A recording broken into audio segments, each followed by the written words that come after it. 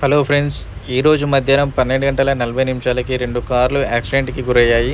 కరీంనగర్ నుండి గోదావరిఖని వైపు వెళ్తున్న కారు సుల్తానాబాద్ స్వప్నకల్ని దగ్గర యూటర్న్ తీసుకుంటున్న మరో కార్కి తగిలి పక్కనే ఉన్న కాలువలోకి దూసుకెళ్ళింది.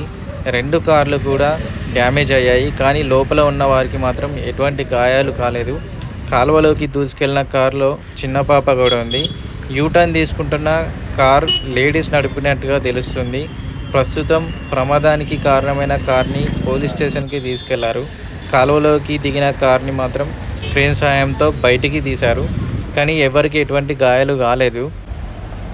యూటర్న్ తీసుకుంటున్న కారు నడిపే వాళ్ళు ఎదురుగా వస్తున్న ఈ వాహనాన్ని చూడలేంట.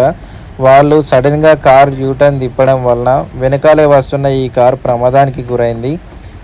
డ్రైవర్ ప్రమాదం జరగకుండా కార్ని ఇలా కాలువలోకి దించాడంట. అతను అలా చేయడం వల్లనే ఎవరికి కూడా ఎటువంటి గాయాలు కాలేదు. అందరైతే సేఫ్గా ఉన్నారు. ప్రమాదానికి కారణమైన కార్ని మాత్రం పోలీస్ స్టేషన్కి తీసుకెళ్లారు. యాక్సిడెంట్లు వింత వింతగా జరుగుతున్నాయి. అందరూ కూడా కొంచెం జాగ్రత్తగా వెళ్ళండి. ఒక ఫ్యామిలీకి యాక్సిడెంట్ జరిగి నష్టపోవడం అంటే ఒక కుటుంబం రోడ్డు మీద పడడమే. సో అందరూ కూడా వాహనాలని జాగ్రత్తగా నడపండి.